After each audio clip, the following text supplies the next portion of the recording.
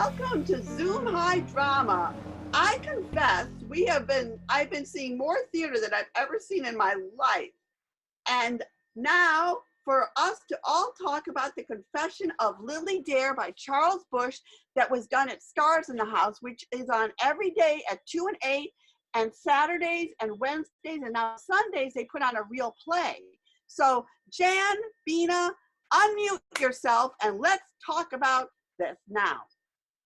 Well, I wrote a couple of notes down here. So, first of all, by Charles Busch, The Confession of Lily Dare tells the story of one woman's tumultuous passage from convent girl to glittering cabaret chanteuse to infamous madam of a string of brothels, all while hiding her undying devotion to the child she was forced to abandon. Now, that is the plot, and that's their thing of the plot. The web version was introduced by Julie Hansen, and it was produced online by Stars in the House as part of their Plays in the House series. Starring Kendall Sparks, Christopher Borg, Nancy Anderson, Jennifer Van Dyke, Harold McGillan, and of course Mr. Busch played Lily. And the action was all directed and narrated by director Carl Andrus. Mr. Busch is an excellent writer, first of all. His script is tightly written, extremely witty, and intelligent. There are lots of historical and cultural references, and it works remarkably well without the usual tools for which he is famous. No props, gorgeous costumes, no artifice of any kind. The result is a warm, frequently tender, and quite moving. It gives me a new picture, I think, of the range of the author's talents. Mr. Busch is a treasure. He is a female impersonator, an actor who plays female parts. And I'm saying this because so many people these days don't seem to realize there's a difference between a drag queen and a female impersonator. There's no Betty Davis here, although in Lily Dare he does sound remarkably like Barbara Stanwyck in the 1937 movie Stella Dallas. At any rate, let's see. All of the actors are really fine. Mr. Andrus and his cast have done a fine job moving a complicated stage piece into the setting where their acting is scrutinized in an extremely intimate way. Everyone played directly to the camera, and there wasn't a single moment when any of them lost their concentration or strayed from the narrative. Let's see if I have anything else here. No, at any rate, concentrating on the plot and the dialogue, the qualities of Mr. Busch's knowledge and intelligence were clearly in evidence. And, it really, he is so charming, and up close, he was so charming. And indeed, all of them were right there. And it was like they were all talking directly to me. And I found it extremely moving. So, of course, I have to give it a happy face. How about everybody else? Okay. You see. Oh, yes, happy face, right. I've seen the play. Can you see me? You hear me? We can hear I've you. seen it before at Theater for the New City, Right. and this was my second time seeing this. I have always loved Charles Busch's work. He's great. He's a greatest ability to have great dialogue. But Yes. I found this play the most serious play of all his plays. And all the pathos of him losing his child and not finding the child back, and then begging those people to keep the name Louise, and the last scene is a very heartbreaking scene when the daughter comes to meet him at the I think he's in prison or something, Yes, he's going to die. Yeah, he's gonna die. They're gonna hang him or something. It's a joke. and she said, mother, and that was like the most hilarious scene. I know I could cry, but it was the most funny scene. And I think the whole play was very, very serious, unlike Charles Busch's plays. But when I saw it, Theater for the New City, with all the glamour, all the costumes, of course you enjoy it much more. But I enjoyed it. This is the one thing I really enjoyed since the pandemic happened. And happy face. Great. And Ewing, you have to say something if you want that on the screen. I gotta tell you, oh my gosh, I love the lines in it. My favorite line was, "Why must everyone have a personality?" And they also did at Stars in the House. They did his The Divine Sister, Mhm. So far, they've done Happy Days, which with Tony Shalhoub and Brooke Adams, which they did at the Flea earlier. And it was brilliant how they did it. They were in the bed with this brown bed cover to look like a mountain. So it looked like she was buried. So you think there's difficulties, but people are very resourceful how they're putting on these plays. So happy face from me too. Great. Jen, I want to ask you, what did you say to me? I missed it. You What? said, Bina, you have to do this to something you said. No, I said that to Eva. She held up the sign a moment ago, and I said, unless you make a sound, we won't see the picture. Anyway, shall we now let's bring on Gary and Jordan now to talk about, they have experienced themselves what it's like to put on a play for the Zoom nonsense. So go for it, Gary and Jordan, up here. Hey, do you see And me? talk. A lovely lady. That's all right. Duh. Okay. So yeah, we as part of a group that put on a Zoom performance this week, and one of the problems is that we had everyone, including the audience, in on the Zoom. So getting them to shut off their screens and mute their microphones was a bit of a problem. Also, rehearsal, technical glitches.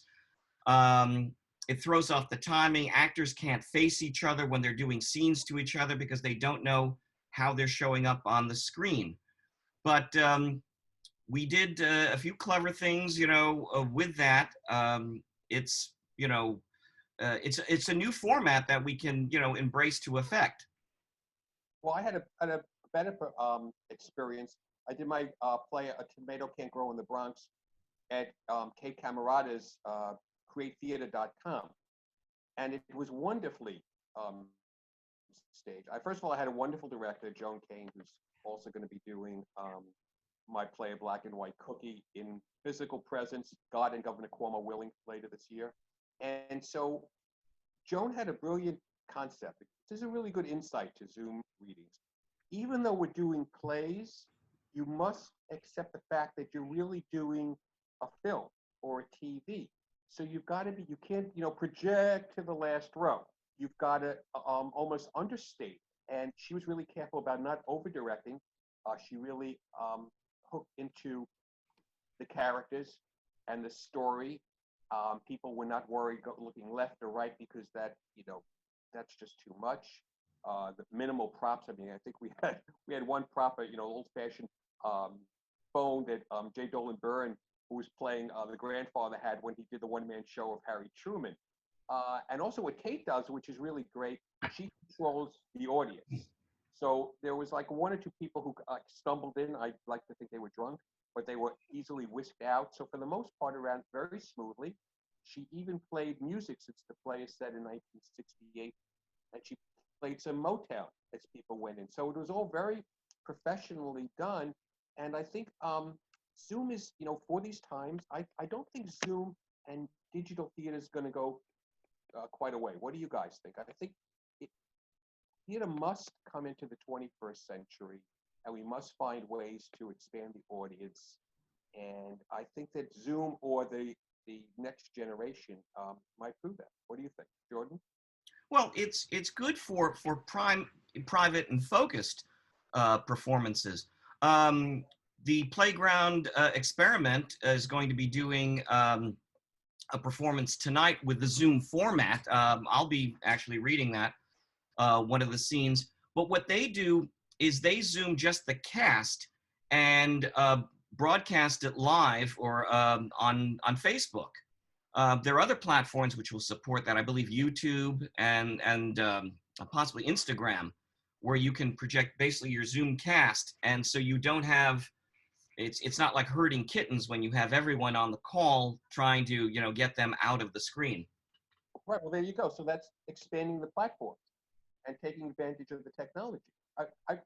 10 years ago, I had a podcast on Blog Talk Radio, and it was very good. But people would say, "Oh, aren't you cute? Maybe someday you'll have a real radio show." And I think, as the technology advances, I think this might be a way of. It's not going to supplant. live theater. That's not going to happen. But it could augment it. And there's something to be said for doing a live broadcast that people in Oregon can see. And we had people from Canada who saw it. So it's going to have its place. And certainly with indie theater, which has been ravaged by the virus. Can I make a comment on this? Yes, please. Yes. Well, first of all, the biggest problem is all you can see is anybody's head. Therefore, it becomes a talk thing. It becomes a verbal thing, much more like radio used to be. And I'm, of course, giving away my age again, but I grew up with radio, which I absolutely loved, and I've written about that before. But I got a very, very, there's nothing wrong with that. I once worked with a famous radio actress named Ann Elsner. She played Stella Dallas on the radio from 1935 to 1955. And I had a chance to work with her, me and some other, new actors, young actors. And the fascinating thing about her was she would start talking, the needles would stay at exactly zero. There was never a silence. She acted with her voice. It's a talent that is, or a sort of situation that's almost been lost. The way of doing radio, and I noticed that on some of the things I've lost here. There's too much silences and that sort of thing most of the time. Can I say something about the radio thing? Sure. Okay, I lived in London for a while, and I worked for the BBC radio program, and I translated some of the Urdu. It was the BBC Third World Radio program, and Urdu things into English things into Urdu programs. And they actually hired me to come and do the play myself. But the difference between, of course, this is an emergency, this Zoom thing. The difference between the radio and this Zoom thing is that we can't really concentrate on anything. Radios, you just concentrate on the sound, really the voice and the words. But here is so distracting. You have to look at the person, then you have to listen to the thing, and it's neither TV nor film nor theater. So it's a mix of all those confusing things, but we have to do it because of the pandemic. So. Studies have been done. I'm sorry. That's okay. Studies have been done that show that whenever people listen to radio, their brains are like 75% active, and whenever they watch television, they're like 25% active. So just listening to the sound makes pictures in your own head. You don't have to look at other people's pictures, and that was the wonderful thing about radio that I recall. And that's all I want to say about that. I'm going to talk too. Can I say something? As someone who's been watching all these video plays like constantly, driving my son crazy, I think they're wonderful. It's like they're literally in my face. So it's like they're looking right at me, and I'm completely like I'm having this intense conversation. And this one thing I saw, Peter Michael Marino did this wonderful show about putting on Desperately Seeking Susan, the musical in London, and just here, and just you're like, he's like in your room telling you all this stuff. Yes. I personally had no problem with this format. I'm going to stop talking now. Yeah, there's an intimacy that can be conveyed by a Zoom play where you're actually, if you try to face another actor, you can't do that, but you can talk directly to your audience. Radio dramas have to do things a different way. They're more descriptive. Oh, what's that on your that stain on your shirt, whatever it is, what the audience can't see. Here you have certainly another medium. It's adaptable. Things can be adapted to it, where it's like I'm speaking to you sort of thing. I'd love to see game shows on there. Wouldn't this be perfect for Hollywood Squares? There really need to be things created specifically for this format, though, because I think that I've been sitting here staring at the screen and I'm about to go crazy. The great thing I liked about the reviewing for High Drama was going to plays, but I'm like the rest of us. I like to see it live, So, yeah, you see, the intimacy is gone because it's what we're concentrating on is the isolation and the loneliness of the performers. They all seem very lonely, even if they're laughing. But as a director, when we go back to the theater, real live theater, and then there's still virus out there, blocking will be the most uncreative because you will not be able to interact with the other actor. You can't touch, you can't hug, you can't fight, you cannot dance, you cannot, you just have to, just like a monologue kind of thing. And I love monologue because I do one woman shows. But what I'm saying is that it's you just do monologues. There's no intimacy. That's why Molly Sweeney, I think, works so well, and we're going to talk about that, is the fact that it's a set of 3 monologue, and beautifully written monologue, beautifully coordinated, and somehow it worked very, very well, I thought. But we'll talk about that in a moment, I believe, right? There is one advantage that I found. I mean, I've done a lot of shows that have been short run or just in local theaters, and I put the invitation out to friends from all over the world, and they were actually able to watch a performance that they otherwise could not, just based on location. So there is that sort of inexpensive broadcast advantage. Can I ask Gary a question? Gary, how do you feel about actually crafting something for Zoom rather than simply adapting something? I haven't thought about that yet. I'm being very optimistic and hoping that real theater comes back, physical theater. Real theater, yes. Yes. But again, as Jordan just said, there's something, let's talk about what is theater. We've been, so much has been written about that, but it is that intimate, that sense of touching, as Eva and Jordan have referenced. And there was a lot of intimacy in Charles Busch's performance, and I thought that was one of the nice things, without all of the dresses and what have you, that you could see in him. It was so human, and I really liked seeing that side of his talent. But isn't that theater? You have to be an excellent actress to have that intimacy Yes. without the real intimacy, and they are very good. Without all the stuff, yeah. Yeah, but isn't that Let's bring Jay in, because Jay is a press agent, and let's hear what Jay has to say about doing press for this new virtual Zoom business. I'm so glad for that. Jay Michaels. Hello, hi drama. Hi, Talking to you all the way from Brooklyn. welcome. Looking at this commercially, as my knee jerk is, I had an interview not long ago with Joyce Randolph, and I don't have to tell you she's the last surviving member of the Honeymooners. And we were talking about what's going on out there, and she made the point of saying, because she was saying, oh, I hope theater comes back, I hope Broadway comes back, blah, blah. And then she said, but television will never go away. And it changed in her voice to show this. This is a commercial.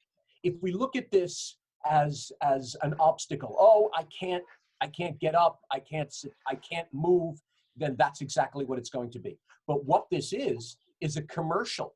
We are now auditioning for people who may have never seen our shows.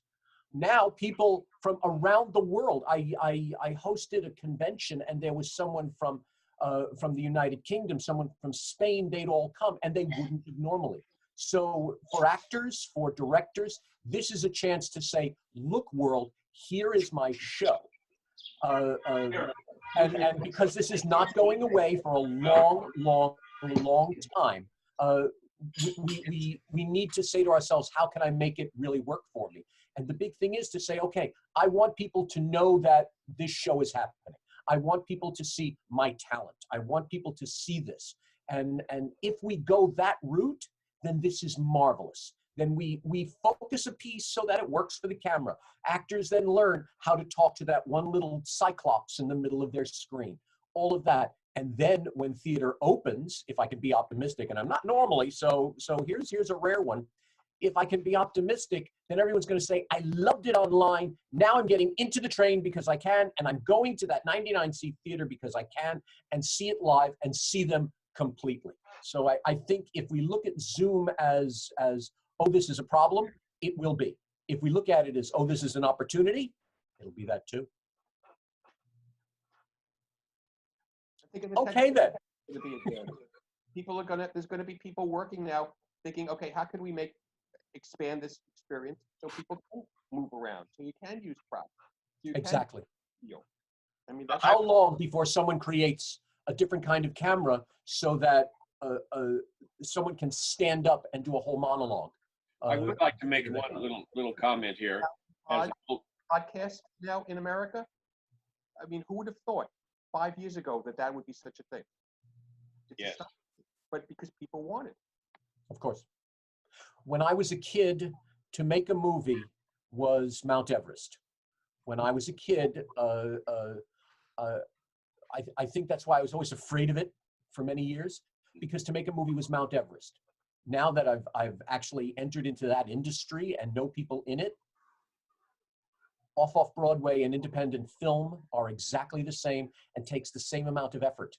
So that shows something about technology right there. So Zoom right now, which was supposed to be just a meeting software, is one thing. Wait until June, and sadly, wait until July and August, when we're still in so many ways quarantined, whether it's complete or not. Think about how technology is going to grow. And think about companies that now think, well, look at this. I don't need to have real estate. There's a whole worry now that New York real estate's going to go down in price. I'm not worried about that. New York real estate has been in charge of the theater ever since I've been here. New York real estate absolutely controls New York theater. Now, imagine if you can go see, I saw Stephen Sondheim's 90th birthday. I saw the Met Gala. I saw all of these things in my pajamas. People are going to get used to that. And so there's going to be a lot of places that will say, okay, I'm going to make an online play. I'm going to create these things. I was speaking to Jim Kierstead. He is the producer of Hadestown. And he was saying that it's not unlikely that eventually, you might televise a Broadway show like they did in the 50s. Well, So- that's, and one other thing, I mean, the opera has resurged as a major thing, because so many people are seeing the magnificent performances. Every time the Met does something, it's seen by 300,000 people around the world. Exactly. And that's a good thing, because of course it's one of our greatest arts, and it's gotten such bad press about fat ladies, and there aren't any fat ladies anymore, I have to say. Enough of that. Let's go on to the next. You see, the thing. I'm sorry. Can I wait? I just want to say we have only 6 minutes left. So Gary and Jordan may say whatever last things you want to say, and then you can depart, and then Jake and Jan can have their little talk about the book, and then whatever's left over, we'll talk about the plays we've seen. Okay. I want to thank you for inviting me on. I love being with you and with everyone. I have a quick question. When do you think, real quick exit question, when do you think indie theater in New York will return? Will be what? Indie theater. When do you think we'll be back? 2021. If you speak to any astrologer, if you speak to anyone above the bureaucracy that we call our government, they'll tell you 2021. I am hunkering down to be in a little box and know to choose the right shirt, but not the right pants for the rest of the year. Didn't you say at one point that we've lost about 24 off-Broadway venues that are not going to come back? Shetler Studios is closed. Secret Theater, UCB, so many are not coming back. Yeah. And that's when they thought they would reopen in June. How much Frozen is already gone. How many Broadway shows, now that they know they won't open till Labor Day, will not be around? I was devastated when I heard that Romeo and Bernadette was not going to go on. I mean, it was absolutely stunning play, and Eva will tell you that too. And it was terrific, and they had to cancel it. I hope Theatre for the New City will remain open. What do you think of that? They'll stay open. They'll stay open.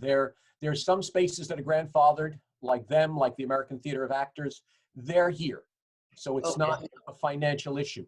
But when you got to pay rent every month, when you have to pay the insurance, when all of this, and then how many actors are going to say, okay, dream done, and go home because their unemployment is up, because their insurance is out, because their show has closed? Well, maybe they'll go back to their hometowns and we'll have great theater in the rest of the country. There you go. Sorry. There's the good part of my heart that says, okay, it's all coming back, everything's going to be great. Then there's the realistic part of me that says, okay, at one point it was only live theater, and then the movies started, and then it was only movies until television started, and everybody forgot about radio. My observation, everyone forgot about radio suddenly. My observation, however, and you all may disagree with me, could discuss this some other time, theater is going to become an elitist preoccupation like opera, and it already is, because the kids are looking at videos. We are at Zoom Theater 1.0. Yeah. These days. What we're doing now is adapting previous works, but people are starting to write for Zoom. And this could do, I mean, you said radio was dead, but Stan Freberg did amazing things with Yep. radio. There were sound artists. Yes. And the other thing is that it's also going to, we're losing a lot of theaters. We're losing, most importantly, affordable rehearsal spaces. But Zoom is providing an inexpensive rehearsal place for the initial line readings or whatever. So there are some advantages which will, continue, such as you were referring to, broadcasting opera and live theater. Well, imagine David Sabella and Mary Elizabeth Macari are both teaching online. They have equipment and whatever so that they can teach voice online, and they're doing it very successfully. Yeah. How long before acting teachers say, okay, acting for Zoom will be a class? I have learned from other classes where to look, and I teach my speech classes now, where to look when you are talking, because a lot of us, we look at the screen because we see everyone's face and we think we're looking at them. No, we have to look up at the camera. So how long before education changes? I'm teaching at 2 universities and I'm teaching distance learning. How long before theater changes? How long before music changes? For many years, I've been thinking that indeed no great art was going to be created in the new technologies until the generation grows up and begins to work that grew up with the technologies. Right. The rest of us are coming in from someplace else. But when they finally get to it, we're going to see something spectacular, I'm sure. Yep. I hope we don't have to wander in the desert for 40 years. We are. Guys, we might get cut off any minute, so I just want to do this first. So go to No one can read that.